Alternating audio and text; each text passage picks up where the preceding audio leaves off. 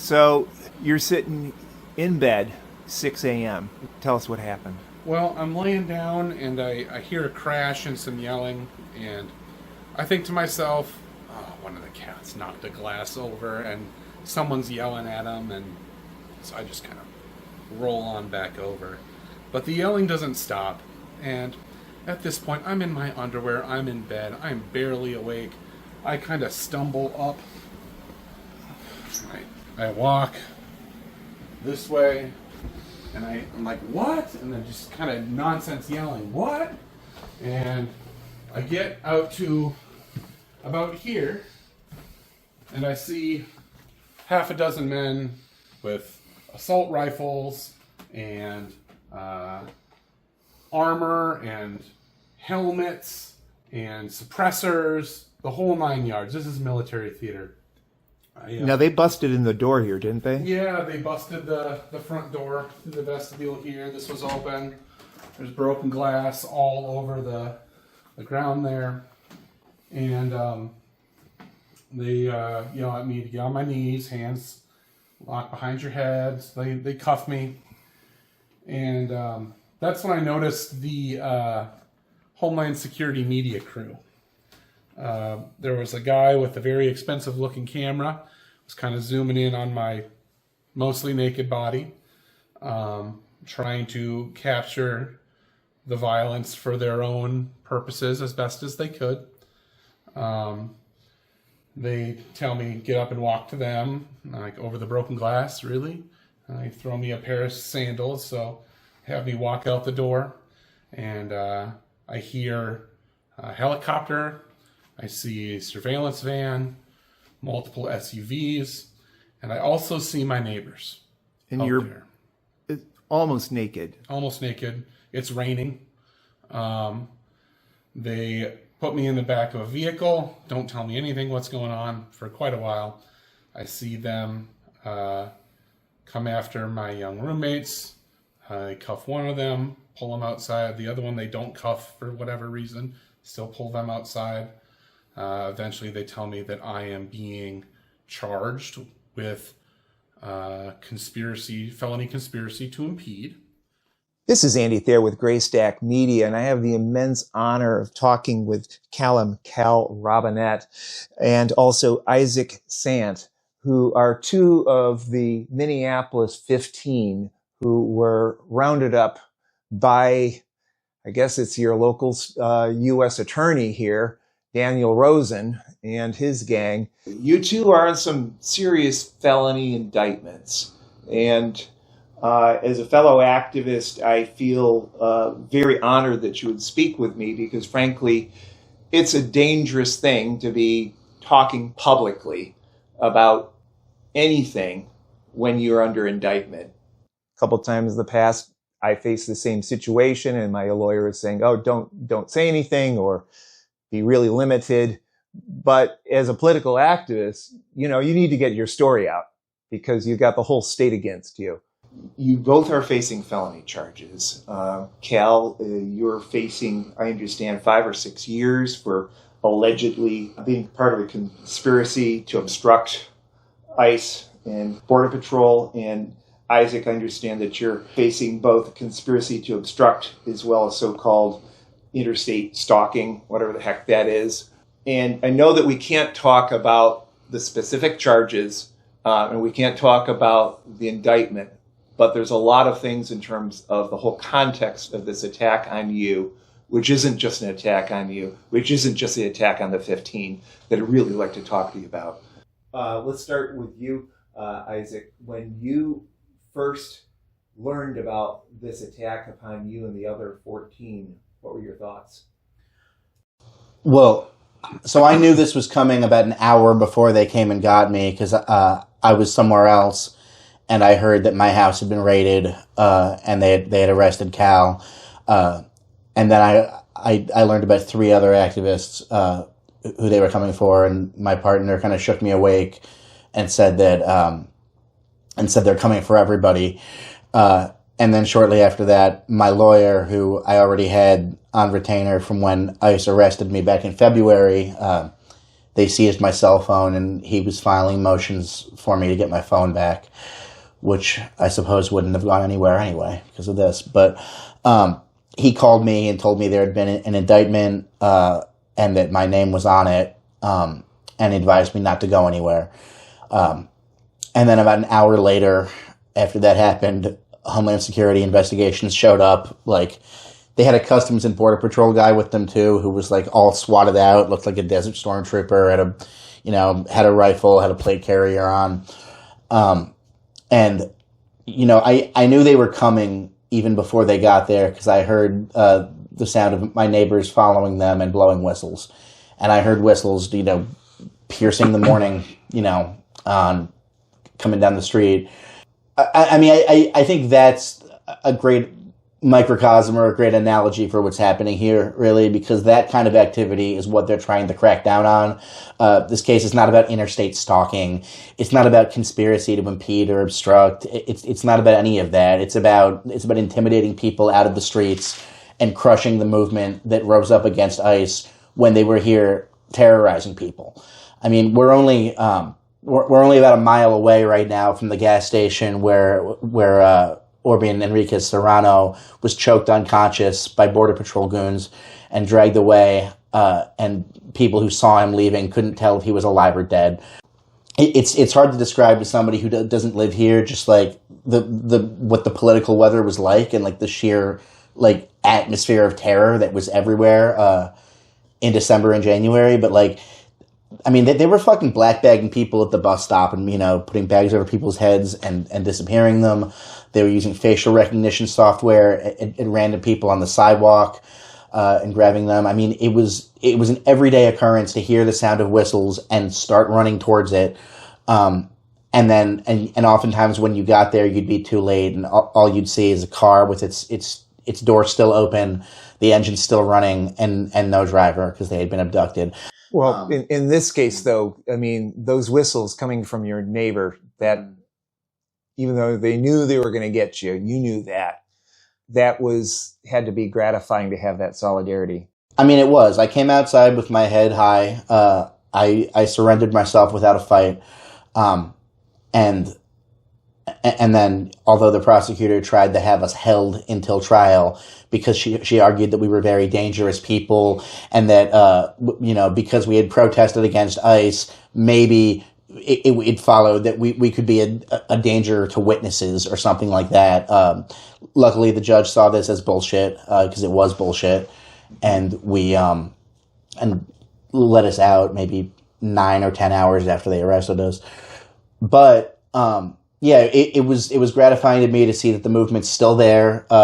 People are still engaged in exactly the same kind of activity that they're trying to crack down on, and they're trying to intimidate people out of doing.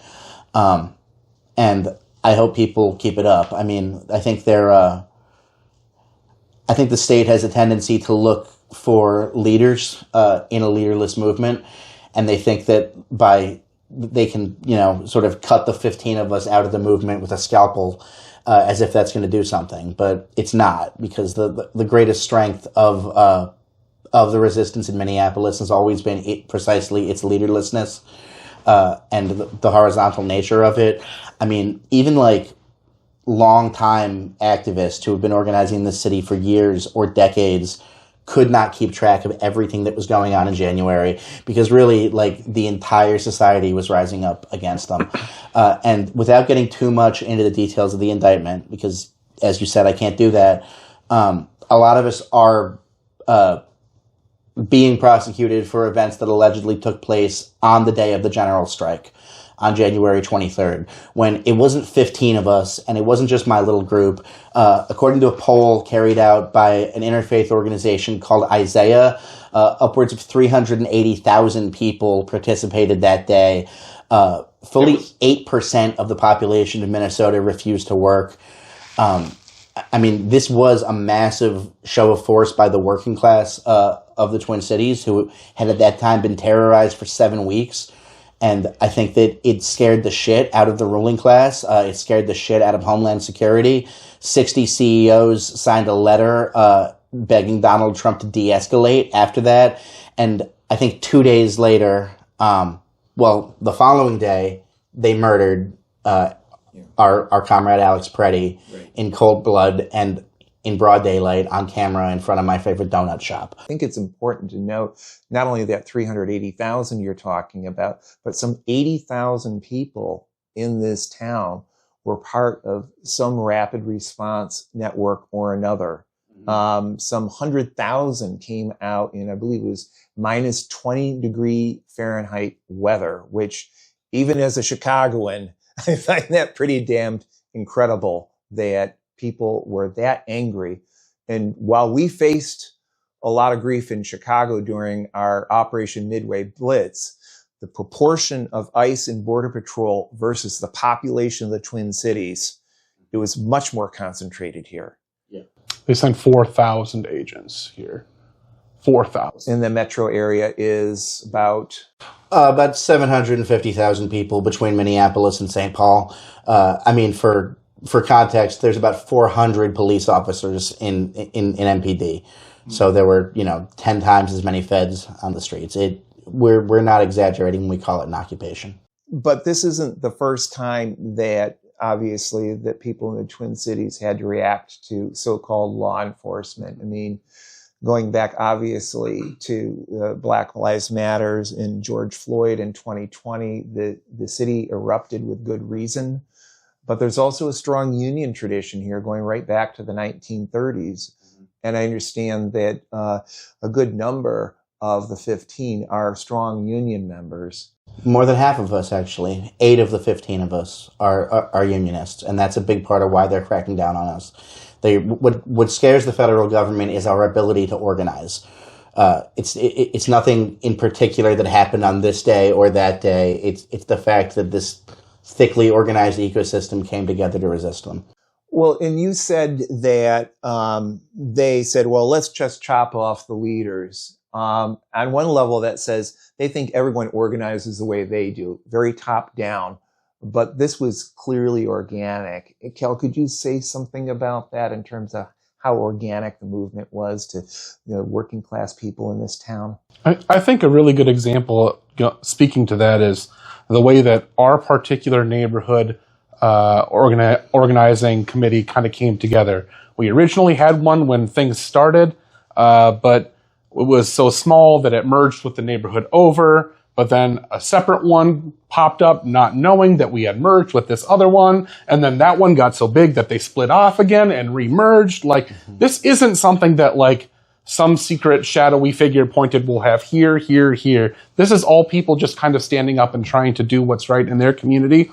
And I think one of the biggest strengths that we've had through this whole occupation is just everyone's out here trying shit. We're trying to do this. We're trying to do that. We're figuring out what works and what doesn't work. And the only way to do that is to do it together and keep trying new things. And I think it's really important for us to kind of recognize a leader-less movement is really a leader-full movement, right? People are kind of taking initiative. They're stepping up. They're coming together. The story that I like to tell about, how the knitting club, the teachers union, parents watching school children, and the hacker club all kind of came together to help prevent ICE from trying to infiltrate school pickups, because that's something that they did in a lot of places. They had some really nasty tricks to try and steal children. Well, in Chicago, they're going to domestic violence court, picking up witnesses. So, of course, I mean, especially if you're a plaintiff in that sort of situation, you just allowed, perhaps, the sexual abuser off the hook because people are afraid to come out and tell their truth. That's right. It's really embarrassing. That whole report just came out recently that said that 3/4 of the people that were picked up by ICE were not accused of any crime at all, and that also includes, being here legally with papers. They were really coming after 3 groups of people: any immigrant for any reason, any brown person, and anyone that stood in their way. And that report and the statistics they have really show that that's true. Well, and I know you two can't speak to it for good reason, but reading through the indictment of the 15 a few times now, I'm just struck at the banality of it, frankly. I mean, it's like especially anyone who's familiar with what we've been doing in Chicago. It's like, oh, so people make shields. Yeah, because you're shooting tear gas and rubber bullets and God knows what at our faces. And not once, and again, I don't want you guys to talk about it, but I will. Not once do they accuse y'all of any kind of direct violence. No injuries were reported. Not even U.S. Attorney Daniel Rosen could point to a single incident of injury by any of his agents during that whole time. And yet you got people getting killed. You got people being severely injured. You even have apparent theft of people that they pick up. I mean, they were losing cash. They were losing people's cell phones. They were losing driver's license. So people, when they did finally get out, couldn't drive to their jobs. And this is a car-centric town. So that means something. They basically were playing fast and loose with their own laws. And this part you can comment on, and I'd really like to hear both of you talk about it. The response of local law enforcement during all of this. You know, in a moment like this, when a lot of people were being activated politically for the first time in their lives, we had a lot of like very naive hopes from people that we heard that there was going to be some kind of split between local law enforcement and federal law enforcement, and maybe Tim Walz will deploy the National Guard to protect us, right? Or maybe MPD or SPPD or the sheriffs or somebody will turn their guns around and stand between these murderous psychopaths and the people. And of course that didn't happen. I mean, a friend of mine who was arrested patrolling and looking for ICE in her neighborhood overheard them say when she went to the police station, she heard the local police say, well, we're all law enforcement, right? So we're all basically ICE. These guys want to be ICE so bad, you know, and that we saw a phenomenon after Tim Walz like made his deal with the devil with Tom Homan and negotiated for the kind of détente or the drawdown that happened in February. We saw Hennepin County sheriffs taking over a lot of the crowd control functions that ICE and Border Patrol had played before that, and in a weird, you know, David Lynch twist, they started looking like ICE too. And I saw Hennepin sheriffs wearing gaiters, like wearing face masks, and behaving in like cartoonishly brutal ways that I had never seen before. There was a real like theatrical quality to the violence that they meted out against the people here in the street, that I think really empowered like regular cops and local law enforcement to act out in the same way. Well, and it was funny because they were encouraged, and obviously they're doing all that filming to gin up their base. In Chicago, that actually worked against them in that they even had white liberals in our Tony Lincoln Park neighborhood upset that they were coming down crashing a kid's Halloween parade so they could pick up, I think, some gardeners or something. I mean, it was so amazingly stupid on one level from their own standpoint. But I mean, the ICE abductions, at least in Chicago, are about as bad now. Yeah. They're just less blatant about it. It's the same thing here. Yeah. They've definitely adapted to more snatch and grab tactics and less massive raid tactics because, you know, when people turn out to oppose them, they don't want to be seen doing these things, right? Like, truthfully, it's really hard to describe the moral weight of what it feels like walking out, you know, especially during the height of it. Like, I'm not a religious person. I was raised Catholic, and the only real words I have to describe this is that I saw the devil out there. You know, I saw the face of the devil, and he hides behind a military mask because he's too afraid to show himself. You know, and when enough people turn out, he leaves because he doesn't want to be seen. You know, it's really all about the aesthetics for these people. They want to be seen as like violently solving the problem, but the real problem is that the ruling class has extracted so much from the regular people that they don't have means to live anymore, and they're blaming immigrants right now, and they're also blaming trans people right now. And they're coming for these two specific groups, but don't think that it'll stop there, right? We've all read the Niemöller poem. We know what happens. There's another thing that you said that I want to come back to about cops stealing stuff from people. Are you familiar with the idea of a Starlight Tour? No, I'm not. So this is something that the RCMP used to do in Canada back in the 90s, is that they would find mostly just Indigenous homeless people up in Alberta, and they would steal their coat and their shoes from them, drive them out to the forest, and drop them off. And this is something that we saw, the feds do to people here as well. It was an extremely cold winter. The coldest day was the day of the general strike, but it was below zero a lot this winter. And, for a while there, they were, snatching up any kind of observer, bringing them to the Bishop Henry Whipple building, which is a building that's on the federal land of Fort Snelling, which also notably is an early modern example of a concentration camp used against Dakota people. Brought them there. Some people reported being paraded around like trophies, photos taken of them, especially queer people, people who are visibly queer. And then people, didn't have all their things returned to them, some without shoes, some without coats, being dumped off in public parks. And so this group called Haven Watch came together specifically to patrol these areas and watch for, people that could be experiencing frostbite on their extremities. This is a method of torture, right? And we need to be clear about that. They are intentionally torturing people. And that kind of stuff does not work to their favor, right? Normal people see something like that, and it makes them activate. Every time we saw ICE do something so horrific that it provoked a mass response, the movement would grow exponentially. The first inkling we got that ICE was coming, or there was going to be a ramp up in immigration enforcement here, was on June 3rd of 2025, when there was a big interagency task force that allegedly involved the FBI and the ATF too. I think it might have just been ICE and drag, all of it, but they raided the taco shop at the corner of Lake and Bloomington, which is like a major thoroughfare in South Minneapolis.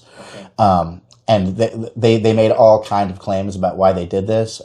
People came out, and the community came out en masse to oppose them. And they left after abducting some workers there. First, they claimed it was a drug bust. Then they claimed it was a sex trafficking operation. We would hear the same thing later in November after they raided the Brotex paper factory here in St. Paul. They were going the great pains to call it anything but what it was, which was immigration raids. But yeah, it's true that every time there was a new atrocity committed by them, the rapid response chats ballooned overnight, and the movement of people against them exploded. And then there was that incident with a pregnant woman in December. Yeah, that was at Carmel Mall, which is a major Somali shopping center, and this was at the corner of 29th and Pillsbury, when an ICE agent, who I think his name was Agent Brendan Cooney from upstate New York, grabbed a pregnant woman by her handcuffs, and she was cuffed, and dragged her 10 feet face down across the snow. I understand she lost the pregnancy, but this was, I think that was a noteworthy day because it was the first day we saw somebody get away from them. She was not taken. But, I got arrested by ICE months before this indictment dropped in February, and when they took me to intake in Whipple, it's in like a big hangar. It's in a big parking garage, and they have two separate lines. There's one that says immigration, and there's one that says Section 111, assault on a federal officer. And all the white people, they lined up behind that table, and all the brown people, they had lined up behind the immigration one. I was not at that time being charged with assault on a federal officer. I'm still not, because I didn't fucking assault anyone. Did they ever formally charge you with anything? No, they didn't charge me with anything. They just confiscated my cell phone and then let me go. It's a shocker that they even arrested you. Sometimes they just beat people up and leave. Well, at the time, February 6th, I remember they arrested 12 legal observers that day, including myself. At the time, I thought it was another escalation. Now I think of it as like a parting shot they were taking before Metro Surge formally ended on February 12th, 6 days later. But that being said, it's important that we understand that like Metro Surge never really ended. I mean, there's no longer 4,000 agents here, but there are still over 400 agents here. And so they're just being more covert about it. They're changing their tactics. Like you talked about, they're showing up to immigration court. They're abducting a lot more people out of jails. I mean, this was one of the, concessions that Tim Walz gave to Homeland Security in exchange for the drawdown, was they're now allowed to enter any county jail in Minnesota. Before, they were restricted to places like Sherburne County Jail that had a 287G agreement with ICE. Now they can enter any of them. So the reason they're less visible in the street is because they're kidnapping people who are already in custody. I see. Let's talk a little bit about the person who is heading all this up from the U.S. Attorney's Office, Daniel Rosen, the U.S. Attorney. This guy came in. I did a little bit of research on him, sort of pretty typical corporate background. But then he gets in, and then there was, he says in the indictment, that you were so-called endangering law enforcement, organized lawless behavior, and yet, of course, as I said, couldn't point to a single agent being injured at all. And we got the administration, which has released a press release saying that the defendants are quote-unquote terrorists, and we're hearing that term tossed around a lot. There's a law in Florida that was just passed, which they're using to label the largest Muslim civil rights organization in the country, CARE, the Council on American Islamic Relations, which is basically the ACLU, or perhaps even far more conservative ACLU, representing the Muslim community, and they just label it terrorists. And they did the same thing following 9/11. I personally was involved, as were, of course, other people, in trying to defend the second largest Muslim charity that was shut down, Global Relief Fund, and they shut down all the others, basically using the terrorism label. And so this terrorism term, let's delve into that, how it's being used and abused. Well, let's not mince words. How dare these people call us that, right? How dare they call us terrorists? These people murdered Renee Good, shot her in the head for trying to leave. They murdered Alex Preddy. They murdered Victor Diaz in holding. They shot and maimed Julio Sosa Celis through his front door and then lied about it and claimed he had attacked them. They used a 5-year-old child, Liam Ramos, as bait to get his father, and then they took a page out of the Israeli playbook and accused his father of using Liam as a human shield just for being a man with a son, right?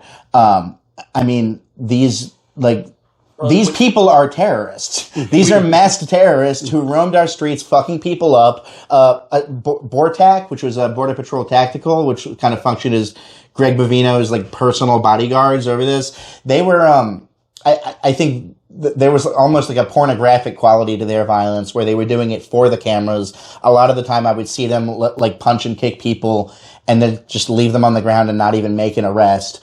But at one point we saw them throw a tear gas canister out of a moving car on the highway. We saw them blast down residential streets at 80 miles an hour. These were these people were a menace to public safety. And I'm not accused of harming a soul. I think it's really important to take a step back and look at the bigger picture here. You mentioned 9/11 and the Patriot Act a little bit. A lot of the things that we're seeing happening in America now are things that are kind of echoes of the war on terror. Some of the horrific crimes that we saw happening in Iraq, happening in Afghanistan, kind of set the stage, right? All of the surplus equipment from these wars now become the property of police agencies. And that was a bipartisan program. It sure was. Yeah. And I think it's kind of important to recognize that this didn't come from nowhere, right? The tactics that we see here are some of the same tactics we see in the West Bank, and in Gaza. Some of the horrific kinds of victim blaming that we see are the same kind of things that we see from people in Africa who say no to some of these global powers trying to exploit them. And it's all part of one big system of terror. And we have to recognize our place in this and our ability to stand together with all of these people. Yeah, and you just had a murder in Houston a couple of days ago. Yeah, on the 6-month anniversary of the killing of Renee Good. They killed Lorenzo on, July 7th? Yes. Yeah, 6 months to the day, and they used the same talking points. Same talking points they used when they killed someone. They non-fatally shot someone in Glen Burnie, Maryland, with the same excuse, and I think somewhere elsewhere too. It really seems to be part of the ICE playbook to say, "Oh, this person was weaponizing their vehicle," even though I shot them from a good distance through the driver's side window. But yeah, I mean, it's not going to stop. Their terror is ratcheting up, and I think we have to understand all of this in the context of this regime trying to criminalize left-wing politics in general. They raise the boogeyman of quote Antifa, which is not a real organization. I don't believe has been since the 1930s in Germany. This all has to be understood in the context of Trump's NSPM 7 memo directing the Justice Department to come after quote unquote left-wing terrorists. And if they can't find one, we'll go out there and make one, right? Which is what they do. Well, in Antifa, I mean, it was Trump's executive order that said that Antifa, which isn't even an organization, shall be designated a domestic terrorist organization. So which is not a real designation. There is a thing. foreign terrorist organizations list, which I understand the State Department is trying to they're trying to find an angle to look for foreign connections in radical left organizations to try to Mm-hmm. Well, in this Florida law that I mentioned a little bit earlier, where they designate the Council on American-Islamic Relations as a terrorist, it doesn't stop there, because any student going to a Florida public university, if they're seen to be donating or supporting in any way, they're then under that. Right now in Michigan, there are 8 people charged with conspiracy for going to Palestine protests on campus, right? In a case that looks strangely familiar to ours.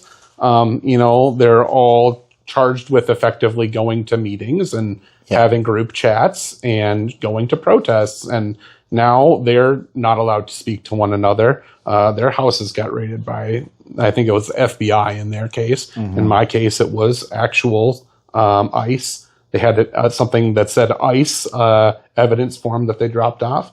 Mm-hmm. They had someone with a Homeland Security media there filming the whole thing. But I'm glad you brought that up, because I think what makes conspiracy charges very attractive for prosecutors as a way to go after political activists in particular is that it's a very convenient way to criminalize all sorts of lawful activity and First Amendment activity.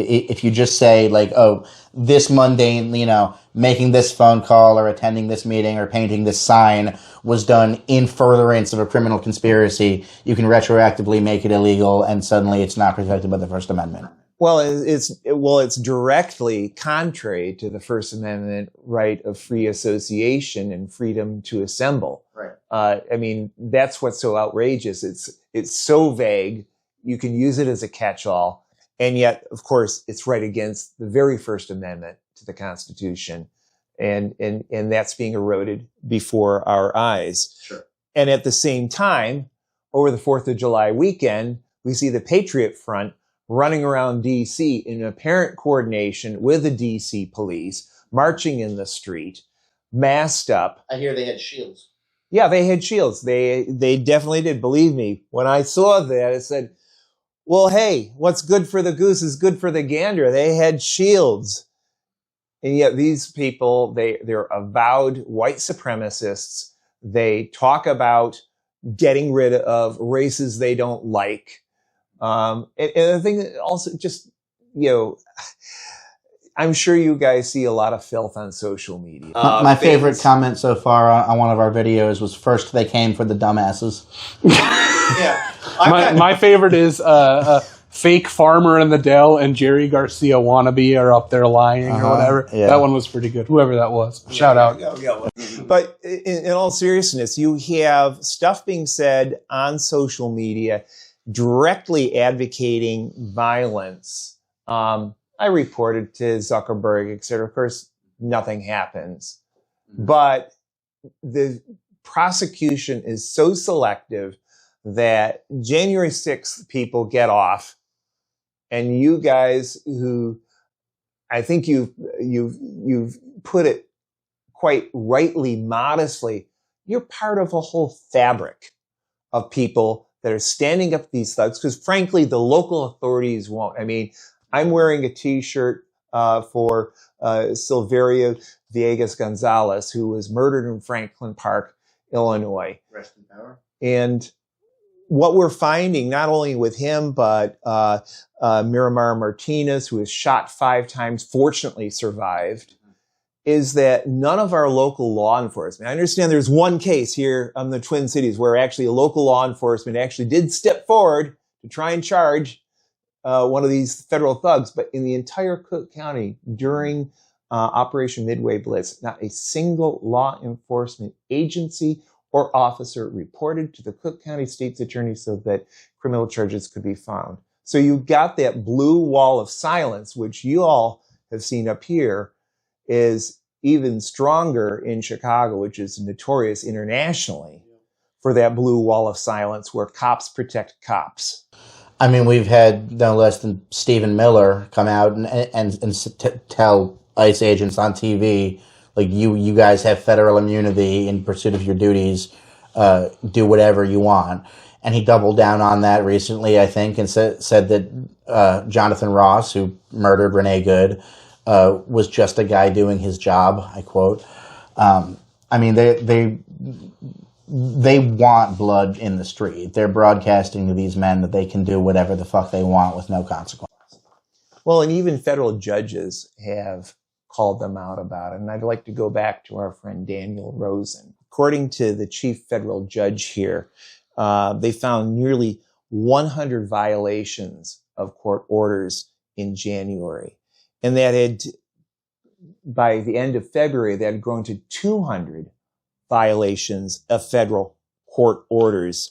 Another federal judge talked about it and said, ICE has likely violated more court orders in January 2026 than some federal agencies have violated in their entire existence, end quote. He also wrote, increasingly, this court has had to resort to using the threat of civil contempt to force ICE to comply with orders. This court is not aware of another occasion in the history of the United States in which a federal court has had to threaten contempt again and again and again to force the United States government to comply with court orders. So you have these judges. I mean, it was frustrating in Chicago, and I'm sure it's frustrating up here. People are throwing paper at these thugs, and nothing happens on the ground. Now, some of them are doing it with goodwill. A lot of the politicians were doing it just, hey, I'm doing something without doing something. Mm-hmm. But the frustration that regular folks must feel when they see the violence continuing, and they wonder why people practice civil disobedience. I mean, look, I think, again, without mentioning any of the facts of the indictment, I think ICE and Homeland Security are calling the essential bluff of liberal democracy that the government is not above the law. And they're saying, there are laws, there are checks and balances, well, watch me. And to an extent, they're right. They're proving in public that there is no law, there's only enforcement. And this is a government that's chosen to abandon all pretense of rule of law or liberal democracy, and they're choosing to govern by force alone. And by my estimation, that's not a sign of a strong government. It's a sign of a weak government. It's a sign of a state for whom the old mechanisms of repression don't work anymore, and they have to resort to brute force alone. And I think that's a sign of a government that's in crisis, and ultimately a government that can be defeated. And that's why we're seeing these increasingly ham-fisted attempts to come after people like us. For every boot print they left in our snow during Metro Surge, 3 more people popped up to say no to them. It was impressive, the level of inter-organization that happened between every single social network that existed out there. It was the local roller derby team was showing up with, the beating club showing up with, the taco taxi truck was showing up with everybody, the faith groups, the girlies go clubbing groups, everyone was out there, and every time that they do something heinous, again, it just breeds more resistance, and it's something that they're figuring out, and now we see them pivoting to these, outstate, smaller snatch and grabs, and it's something that we're going to have to keep working on. We hear all this stuff about how they're only going after the worst of the worst, we're going after drug dealers, we're going after child molesters. I mean, I don't think anyone is stupid enough to believe this shit. They're going after anybody and everybody, especially after the surge of 2,000 more agents came here in January. They were just abducting people off the street corner. They took one of my coworkers, who was a West African woman, a grandmother of 3, healthcare worker, while she was pumping gas at the gas station up in the north suburbs of Minneapolis. And as far as I know, she's still languishing in the concentration camp in El Paso, Texas, awaiting deportation now. So they're coming after everybody, and it has it has a real effect on the social fabric when people just start disappearing. I had to sit down with this woman's son and talk to him about what we could do, and the answer was nothing. We couldn't do anything because the reason they flew her to El Paso overnight was to make it harder for a lawyer here to file a habeas petition for her. Well, in that particular tactic of deporting people out of state, that was one of the many court orders that they violated. They were shipping people out of state that they were told they shouldn't ship out of state. It happened to, I read in your Minneapolis Star-Tribune about a 16-year-old who was out getting food for his family, taken off the street, had no grounds legally to do it, shipped him off to Michigan, was missing from his family. They could not locate him for 5 or 6 days. And if that wasn't bad enough, they took an additional 4 days to get this kid who was shipped off to Michigan from the Twin Cities here back to his family.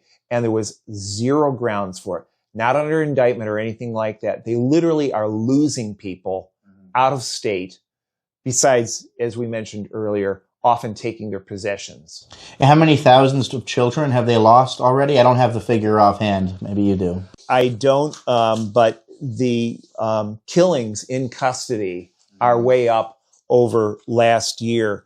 There were 33 killed in custody, died in custody, God knows how, in 2025. And through June of this year, 21, i.e. they're at a far faster clip, even though Operation Midway Blitz is over, supposedly, and supposedly Metro Surge is over.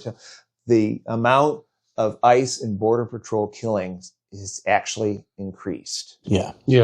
I think the one story that sticks out in my mind about this was at the Target just down the road here, when Greg Bovino came there himself.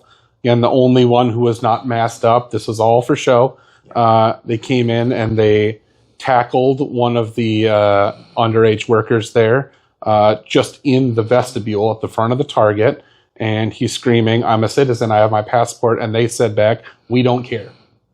This was one of those Twilight Tour cases that they left him in a park in sub-zero temperatures that night. Yeah. I also had a coworker or a union sibling that was taken by ICE merely for witnessing an abduction. Had nothing to do with it. Just kind of walked out of the apartment to see them threatening to shoot a woman through her door if she didn't let them in. And just for seeing that, they took them. In our union, we worked together to pass this resolution to allow stewards to shut down job sites if ICE was nearby, because it's a safety issue. It's a safety issue, being out there when these monsters are running around terrorizing our communities. They're trying to wreck as many families as they can. They're trying to wreck our economy as best as they can. They're trying to wreck our social fabric as best as they can. And we're not going to let them do that, right? We love our neighbors. We care about our neighbors. I've been a resident of Minnesota my whole life, and this is how we've always done things. And watching these, again, monsters come from out of town and do the kinds of horrific things that you only hear about in historical accounts. I would just ask everybody, what would you do in that situation, right? Would you just kind of sit back and say, oh, well, they're not coming for me? Or would you say, I need to protect my neighbors. I need to make sure my neighbors are fed. I need to make sure that their kids are getting home from school every day. We need to make sure that everybody knows when somebody gets taken that that's what happened. There are people that were out there driving around in their vehicles looking for ICE abductions, but there was a point when you didn't even have to drive around. You could just walk around certain neighborhoods and you would see them walking down the street, sometimes looking like soldiers, It was kind of absurd in ways that's hard to describe to people that didn't experience it. I want people to think about this. You're watching this video now. Just know that Minneapolis is not the be-all, end-all of this. Less than 2% of our population is undocumented. And just looking at the statistics of who they've taken and what they're really trying to do becomes apparent, right? This is a naked attempt to smash resistance, and it's not going to work. Not going to work. Well, and they're breaking not just federal laws in doing this, and Fed's doing obviously nothing about it, but numerous state laws. We saw in local laws in Chicago, and Chicago has got an ordinance saying that the cops are not allowed to collaborate with ICE, and yet not a single criminal complaint throughout the entire county has been referred to the Cook County State's Attorney for prosecution. And that gets to another thing is that we're hearing a lot of words out of our Democratic Party friends, I use the term advisedly, about what they're going to do. They're going to bring back democracy. They're going to do this, that, and the other. Well, ICE was instituted following 9/11. The Patriot Act was instituted following 9/11. And there was an infamous quote by one of our most infamous mayors where he said, never let a good crisis go to waste. It was used in terms of Katrina, in terms of shutting down the public school system, privatizing up the yin-yang, and 9/11 was probably the most atrocious incident in recent history. Now we are coming up on 2028. We're coming up then on a presidential election, and the Democrats are saying we're not him. Your thoughts? I mean, yeah, I think this is, there's, I guess the term political scientists use for it is authoritarian backsliding, right? It is, and I might quibble with some of the definitions of that, but I think this is a process that predates the Bush administration and 9/11. I mean, you could look at a lot of things that were happening in the Reagan years, in terms of consolidating power and a lot of, or the Obama years against, or the Obama years when they passed the NDAA too. Yeah. And, I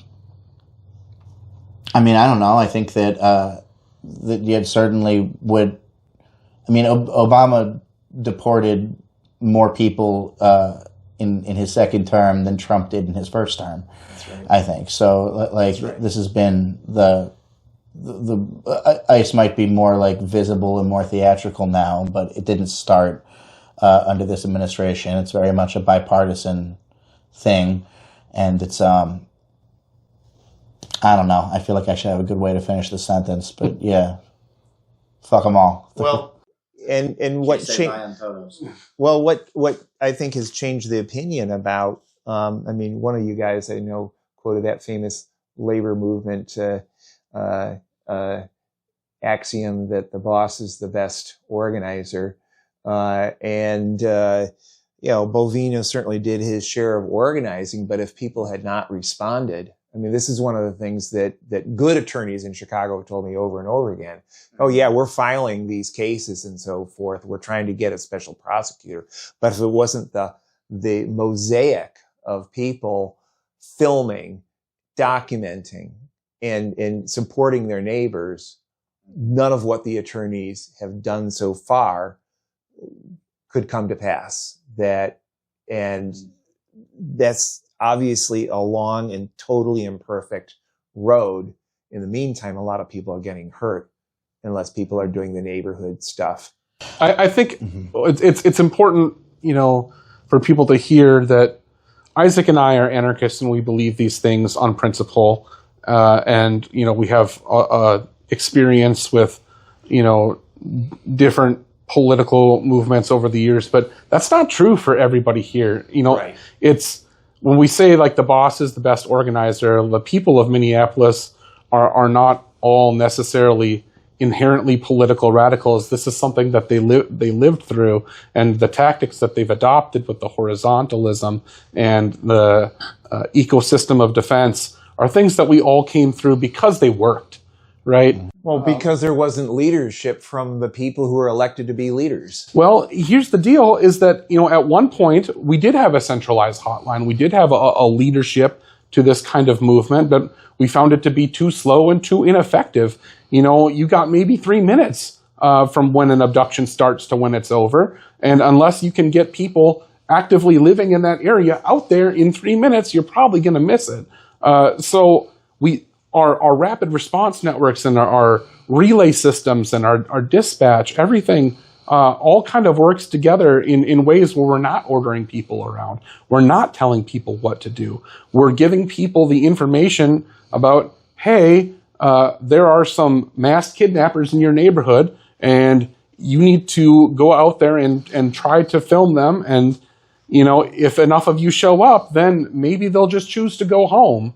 And that's something that we saw work. And it's something that can work in other places too. And look, this indictment has pretty effectively taken me out of the game, but that hasn't hurt the rapid response movement one iota. People are still out in every neighborhood doing this. The last time I counted, there were upwards of 80 hyperlocal neighborhood chats, and that's just the ones in English, not even counting the ones in Somali or Spanish. So like this really is like a mass movement. I've been part of other things in my life that in the past that I've described as popular movements. I think incorrectly. This is the first thing that I think I've ever been part of that was truly popular. Like everybody and their mom was doing it. Like every business on the South Side and all those moms everybody were anarchists, right? Yeah, they were all mask throwing, masked Antifa. Yeah, I mean, I would argue that all those moms are practicing a form of everyday anarchism because when I talk about that, I'm not talking about violence or chaos or fires or bombs. I'm talking about people organizing from the bottom up as opposed to the top down. That's all that word means. And it's all that it's ever meant. And I think, the government's using it as kind of a political cuss word, to tar us with. But,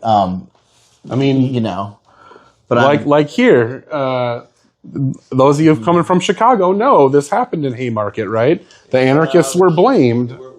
Well, I got one more thing for you guys. So, we had a thing called Ice Out in Chicago, but we decided we need to be a little more specific. Polish ice. My man. Passed out 5,000 of these at the Gay Pride Parade in Chicago before 1 million people watching us, cheering us on.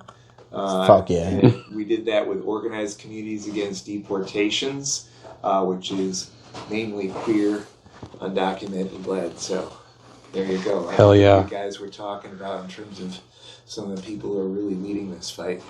So it's been a real pleasure. I don't know if we'll live to see all of our wildest dreams fulfilled, but I do believe we will live to see ICE abolished. This agency is a wild animal backed into a corner. That's why it's lashing out like this. They are not long for this world. Real pleasure. Thank you so much. Appreciate you. Thank you, Cal. Cool. They put us in jail for 6 years. Their regime will not last this long. Yeah. We'll be out before this is Real done. pleasure. Thank you Thanks, so man. much. Appreciate you. Thank you, Cal.